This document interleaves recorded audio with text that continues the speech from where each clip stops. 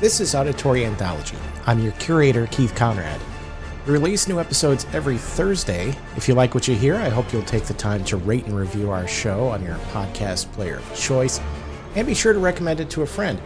That'll help us grow the show and continue to share these stories each and every week. If you have a story you'd like to contribute to the series, you can visit submissions.soundconceptmedia.com or just follow the link in the show notes.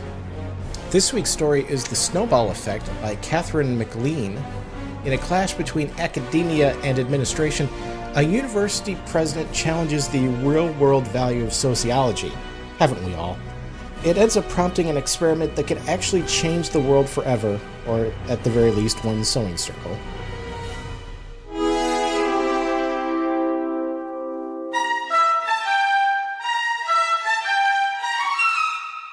All right, I said. What is sociology good for?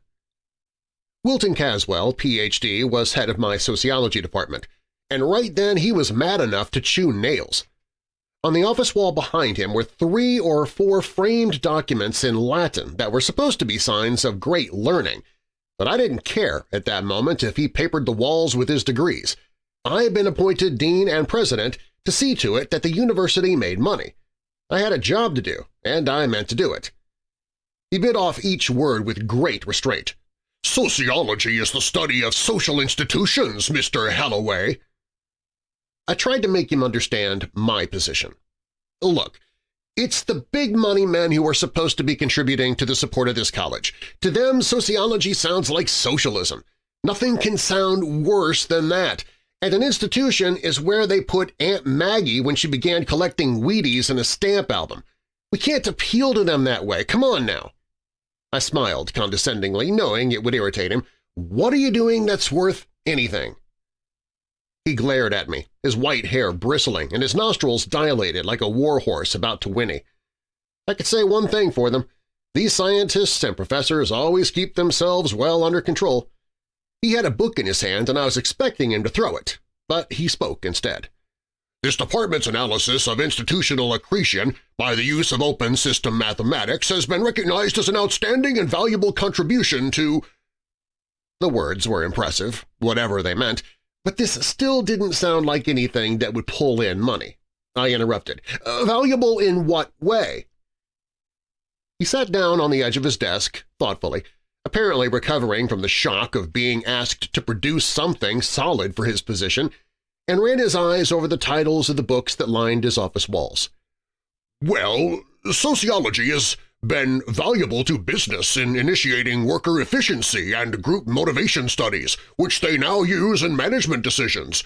And of course, since the Depression, Washington has been using sociological studies of employment, labor, and standards of living as a basis for its general policies of—" I stopped him with both raised hands. "Please, Professor Caswell, that would hardly be a recommendation. Washington, the New Deal, and the present administration are somewhat touchy subjects to the men I have to deal with. They consider its value debatable, if you know what I mean. If they got the idea that sociology professors are giving advice and guidance, no, we have to stick to brass tacks and leave Washington out of this.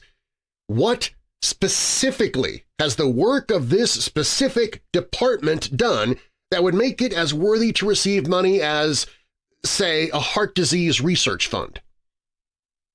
He began to tap the corner of his book absently on the desk, watching me. "Fundamental research doesn't show immediate effects, Mr. Halloway, but its value is recognized." I smiled and took out my pipe. "All right, tell me about it. Maybe I'll recognize its value." Professor Caswell smiled back tightly. He knew his department was at stake. The other departments were popular with donors and pulled in gift money by scholarships and fellowships, and supported their professors and graduate students by research contracts with the government and industry. Caswell had to show a way to make his own department popular, or else. I couldn't fire him directly, of course, but there are ways of doing it indirectly. He laid down his book and ran a hand over his ruffled hair. "Institutions, organizations, that is." His voice became more resonant. Like most professors, when he had to explain something, he instinctively slipped into his platform lecture mannerisms and began to deliver an essay, have certain tendencies built into the way they happen to have been organized, which cause them to expand or contract without reference to the needs they were founded to serve. He was becoming flushed with the pleasure of explaining his subject. All through the ages it has been a matter of wonder and dismay to men that a simple organization, such as a church to worship in, or a delegation of weapons to a warrior class merely for defense against an outside enemy, will either grow insensately and extend its control until it is a tyranny over their whole lives, or, like other organizations set up to serve a vital need, will tend to repeatedly dwindle and vanish and have to be painfully rebuilt. The reason can be traced to little quirks in the way they were organized, a matter of positive and negative power feedbacks. Such simple questions as, is there a way a holder of authority in this organization can use the power available to him to increase his power, provide the key. But it still could not be handled until the complex questions of interacting motives and long-range accumulations of minor effects could somehow be simplified and formulated.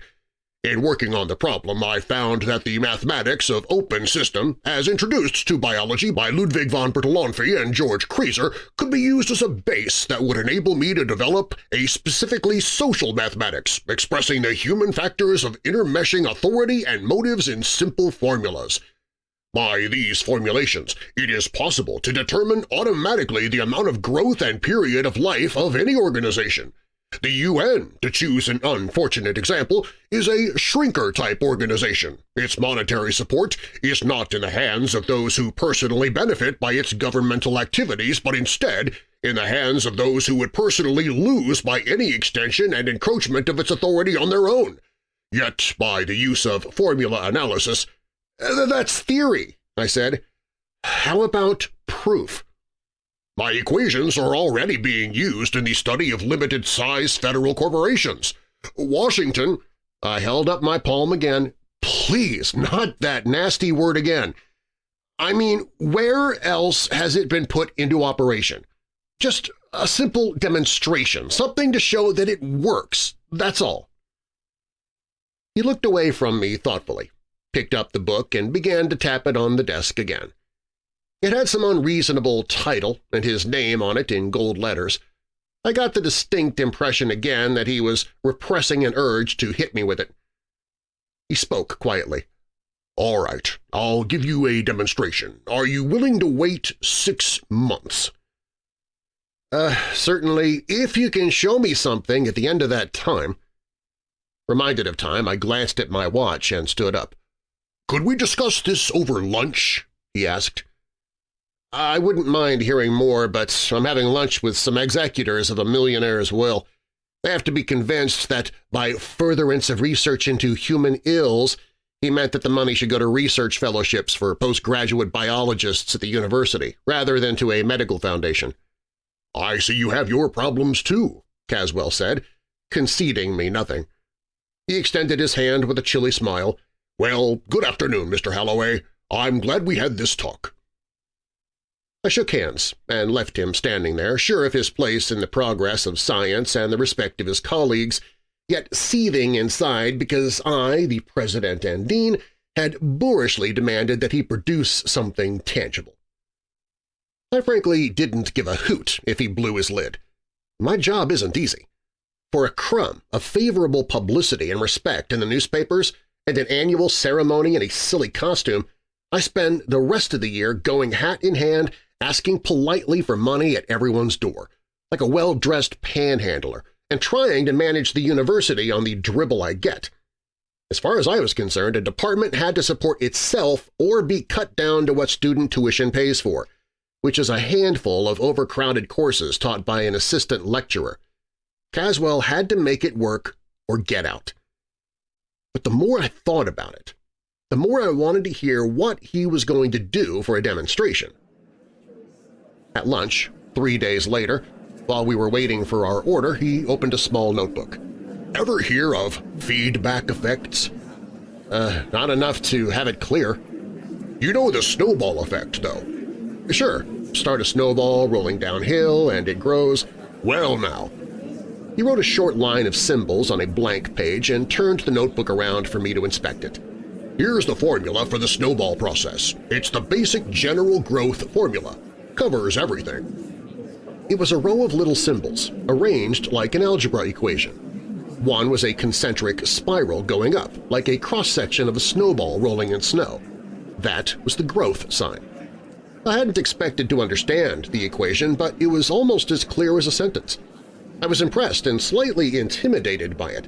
He had already explained enough so that I knew that, if he was right, here was the growth of the Catholic Church and the Roman Empire, the conquests of Alexander, and the spread of the smoking habit, and the change in rigidity of the unwritten law of styles. "Is it really as simple as that?" I asked. "You notice," he said, "that when it becomes too heavy for the cohesion strength of snow, it breaks apart. Now, in human terms—" The chops and mashed potatoes and peas arrived. "Go on," I urged. He was deep in the symbology of human motives and the equations of human behavior in groups. After running through a few different types of grower and shrinker-type organizations, we came back to the snowball and decided to run the test by making something grow. "You add the motives," he said, "and the equation will translate them into organization." "How about a good selfish reason for the ends to drag others into the group? Some sort of bounty on new members, a cut of their membership fee," I suggested, uncertainly, feeling slightly foolish. "And maybe a reason why the members would lose if any of them resigned, and some indirect way that they could use to force each other to stay in?" "The first is the chain letter principle," he nodded. "I've got that. The other—" He put the symbols through the mathematical manipulation so that a special grouping appeared in the middle of the equation. "That's it." Since I seemed to have the right idea, I suggested some more, and he added some and juggled them around in different patterns. We threw out a few that would have made the organization too complicated and finally worked out an idyllically simple and deadly little organization setup where joining had all the temptation of buying a sweepstakes ticket, going in deeper was as easy as hanging around a racetrack, and getting out was like trying to pull free from a Malayan thumb trap. We put our heads closer together and talked lower, picking the best place for the demonstration. "Abington?" "How about Waukesha? I have some student sociological surveys of it already. We can pick a suitable group from that." "This demonstration's got to be convincing. We'd better pick a little group that no one in his right mind would expect to grow." "There should be a suitable club." Picture Professor Caswell, head of the Department of Sociology, and with him the president of the university, leaning across the table toward each other, sipping coffee and talking in conspiratorial tones over something they were writing in a notebook. That was us. "Ladies," said the skinny female chairman of the Waukesha Sewing Circle, "today we have guests." She signaled for us to rise, and we stood up, bowing to polite applause and smiles. "Professor Caswell and Professor Smith," my alias. "They are making a survey of the methods and duties of the clubs of Waukesha." We sat down to another ripple of applause and slightly wider smiles, and then the meeting of the Waukesha Sewing Circle began. In 5 minutes I began to feel sleepy. There were only about 30 people there, and it was a small room, not the halls of Congress, but they discussed their business of collecting and repairing second-hand clothing for charity with the same endless, boring parliamentary formality. I pointed out to Caswell the member I thought would be the natural leader, a tall, well-built woman in a green suit, with conscious gestures and a resonant, penetrating voice, and then went into a half-doze while Caswell stayed awake beside me and wrote in his notebook. After a while, the resonant voice roused me to attention for a moment. It was the tall woman, holding the floor over some collective dereliction of the club. She was being scathing. I nudged Caswell and murmured, "Did you fix it so that a shover has a better chance of getting into office than a non-shover?" "I think there's a way they could find for it," Caswell whispered back, and went to work on his equation again. "Yes, several ways to bias the elections." "Good. Point them out tactfully to the one you select, not as if she'd use such methods, but just as an example of the reason why only she can be trusted with initiating the change. Just mention all the personal advantages an unscrupulous person could have." He nodded, keeping a straight and sober face, as if he were exchanging admiring remarks about the techniques of clothes repairing instead of conspiring. After the meeting, Caswell drew the tall woman in the green suit aside and spoke to her confidentially, showing her the diagram of organization we had drawn up. I saw the responsive glitter in the woman's eyes and knew she was hooked. We left the diagram of organization and our typed copy of the new bylaws with her and went off soberly, as befitted two social science experimenters. We didn't start laughing until our car passed the town limits and began the climb for University Heights. If Caswell's equations meant anything at all, we had given that sewing circle more growth drives than the Roman Empire.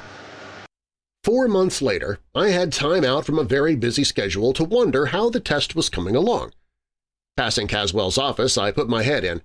He looked up from a student research paper he was correcting. "Caswell, about that sewing club business, I'm beginning to feel the suspense. Can I get an advance report on how it's coming?" "I'm not following it. We're supposed to let it run the full 6 months." "But I'm curious. Could I get in touch with that woman? What's her name?" "Searles, Mrs. George Searles." "Would that change the results?" "Not in the slightest. If you want to graph the membership rise, it should be going up in a log curve, probably doubling every so often." I grinned. "If it's not rising, you're fired." He grinned back. "If it's not rising, you won't have to fire me. I'll burn my books and shoot myself." I returned to my office and put in a call to Waukesha. While I was waiting for the phone to be answered, I took a piece of graph paper and ruled it off into 6 sections, one for each month. After the phone had rung in the distance for a long time, a servant answered with a bored drawl. "Mrs. Searles' residence." I picked up a red-gummed star and licked it. "Mrs. Searles, please." "She's not in just now. Could I take a message?" I placed the star at the 30 line in the beginning of the first section. 30 members they had started with. No thanks. Could you tell me when she'll be back?" "Not until dinner. She's at the meeting." "The sewing club?" I asked. "No, sir, not that thing. There isn't any sewing club anymore, not for a long time. She's at the civic welfare meeting." Somehow I hadn't expected anything like that. "Thank you," I said, and hung up. And after a moment noticed I was holding a box of red-gummed stars in my hand. I closed it and put it down on top of the graph of membership in the sewing circle. No more members. Poor Caswell. The bet between us was ironclad. He wouldn't let me back down on it even if I wanted to. He'd probably quit before I put through the first slow move to fire him. His professional pride would be shattered, sunk without a trace. I remembered what he said about shooting himself. It had seemed funny to both of us at the time, but what a mess that would make for the university. I had to talk to Mrs. Searles. Perhaps there was some outside reason why the club had disbanded. Perhaps it had not just died. I called back.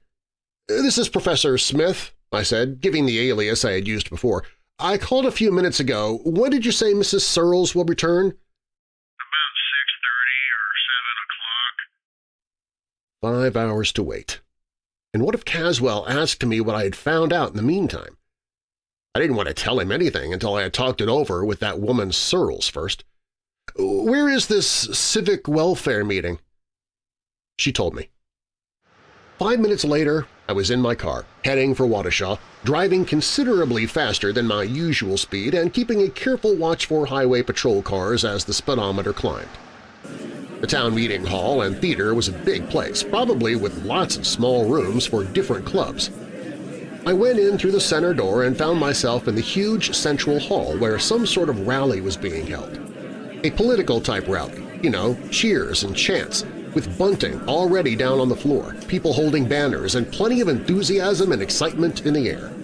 Someone was making a speech up on the platform. Most of the people there were women. I wondered how the Civic Welfare League could dare hold its meeting at the same time as a political rally that could pull its members away.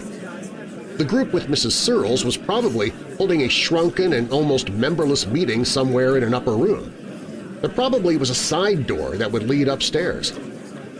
While I glanced around, a pretty girl usher put a printed bulletin in my hand, whispering, "Here's one of the new copies." As I attempted to hand it back, she retreated. "Oh, you can keep it. It's the new one. Everyone's supposed to have it. We've just printed up 6,000 copies to make sure there'll be enough to last." The tall woman on the platform had been making a driving, forceful speech about some plans for rebuilding Waukesha's slum section. It began to penetrate my mind dimly as I glanced down at the bulletin in my hands. Civic Welfare League of Waukesha, the United Organization of Church and Secular Charities. That's what it said. Below began the rules of membership. I looked up. The speaker, with a clear, determined voice and conscious, forceful gestures, had entered the homestretch of her speech and appealed to the civic pride of all citizens of Waukesha. "With a bright and glorious future, potentially without poor and without uncared-for ill, potentially with no ugliness, no vistas which are not beautiful, the best people in the best planned town in the country, the jewel of the United States." She paused and then leaned forward intensely, striking her clenched hand on the speaker's stand with each word for emphasis. "All we need is more members. Now get out there and recruit!" I finally recognized Mrs. Searles as an answering sudden blast of sound half-deafened me. The crowd was chanting at the top of its lungs, "Recruit! Recruit!" Mrs. Searles stood still at the speaker's table, and behind her, seated in a row of chairs, was a group that was probably the board of directors. It was mostly women, and the women began to look vaguely familiar, as if they could be members of the sewing circle. I put my lips close to the ear of the pretty usher while I turned over the stiff printed bulletin on a hunch. How long has the League been organized? On the back of the bulletin was a constitution. She was cheering with the crowd, her eyes sparkling. "I don't know," she answered between cheers. "I only joined 2 days ago. Isn't it wonderful?" I went into the quiet outer air and got into my car with my skin prickling. Even as I drove away, I could hear them. They were singing some kind of organization song with the tune of Marching Through Georgia. Even at the single glance I had given it, the Constitution looked exactly like the one we had given to the Waukesha Sewing Circle. All I told Caswell when I got back was that the Sewing Circle had changed its name and the membership seemed to be rising. Next day, after calling Mrs. Searles, I placed some red stars on my graph for the first 3 months. They made a nice curve, rising more steeply as it reached the 4th month. They had picked up their first increase in membership simply by amalgamating with all other types of charity organizations in Waukesha, changing the club name with each fusion, but keeping the same constitution. The Constitution with the bright promise of advantages as long as there were always new members being brought in. By the 5th month, the League had added a mutual babysitting service and had induced the local school board to add a nursery school to the town service so as to free more women for League activity. But charity must have been completely organized by then, and expansion had to be in other directions. Some real estate agents evidently had been drawn into the whirlpool early, along with their ideas. The slum improvements plan began to blossom and take on a tinge of real estate planning later in the month. The first day of the 6th month, a big 2-page spread appeared in the local paper of a mass meeting which had approved a full-fledged scheme for slum clearance of Waukesha's Shacktown section, plus plans for rehousing, civic building and rezoning, and good prospects for attracting some new industries to the town, industries which had already been contacted and seemed interested by the privileges offered. And with all of this, an arrangement for securing and distributing to the club members alone most of the profit that would come to the town in the form of a rise in the price of building sites and a boom in the building industry. The profit-distributing arrangement was the same one that had been built into the organization plan for the distribution of the small profits of membership fees and honorary promotions. It was becoming an openly profitable business. Membership was rising more rapidly now.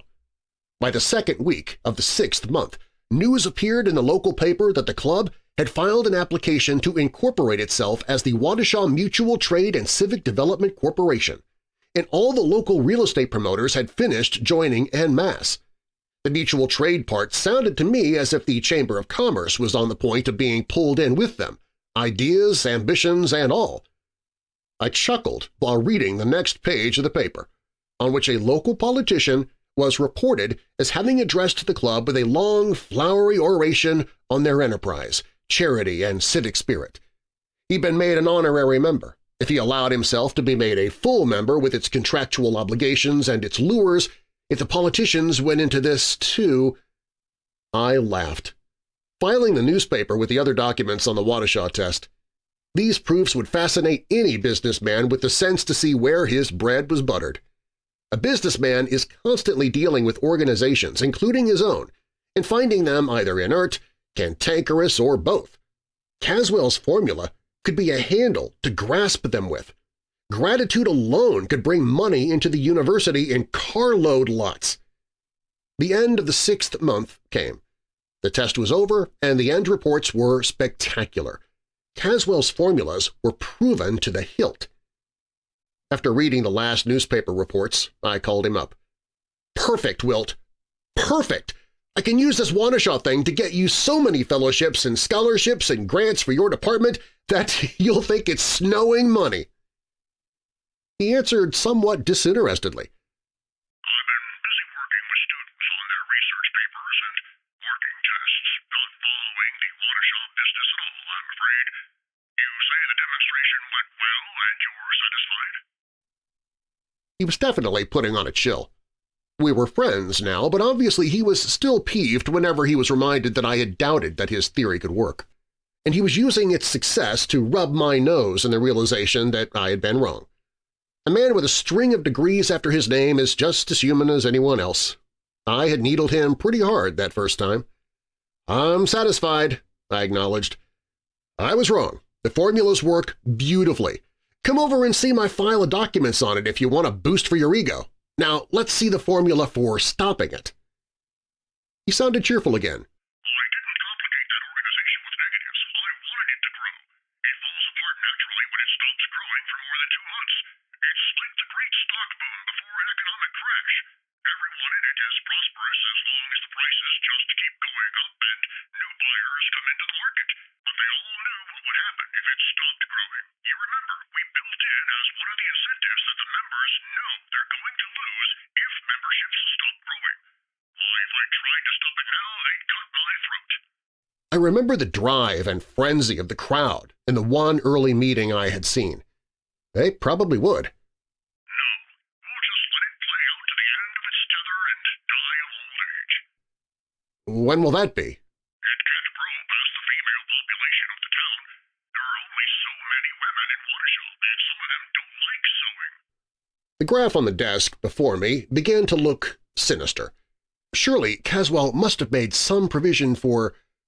"You underestimate their ingenuity," I said into the phone. "Since they wanted to expand, they didn't stick to sewing. They went from general charity to social welfare schemes to something that's pretty close to an incorporated government. The name is now the Waukesha Mutual Trade and Civic Development Corporation, and they're filing an application to change it to Civic Property Pool and Social Dividend, membership contractual, open to all. That social dividend sounds like a technocrat climbed on the bandwagon, huh?" While I spoke, I carefully added another red star to the curve above the 1,000-member level, checking with the newspaper that still lay open on my desk. The curve was definitely some sort of log curve now, growing more rapidly with each increase. Leaving out practical limitations for a moment, where does the formula say it'll stop? I asked. "When you run out of people to join it.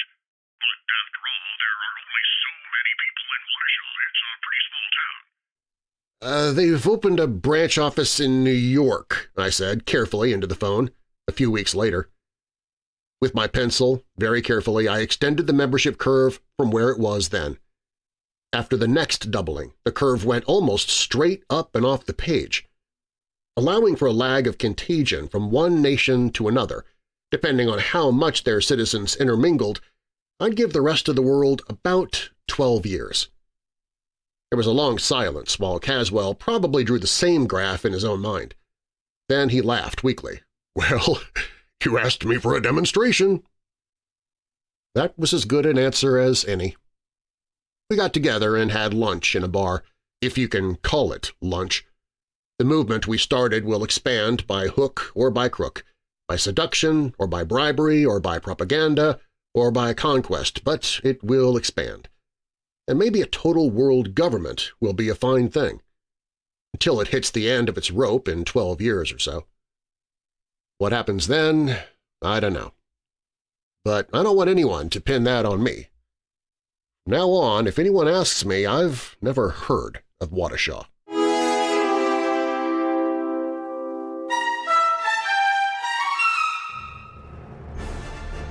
This week's story was The Snowball Effect by Katherine MacLean. It originally appeared in Galaxy Science Fiction magazine in September of 1962. If you have a story you'd like to contribute to this series, you can visit submissions.soundconceptmedia.com or just follow the link in the show notes.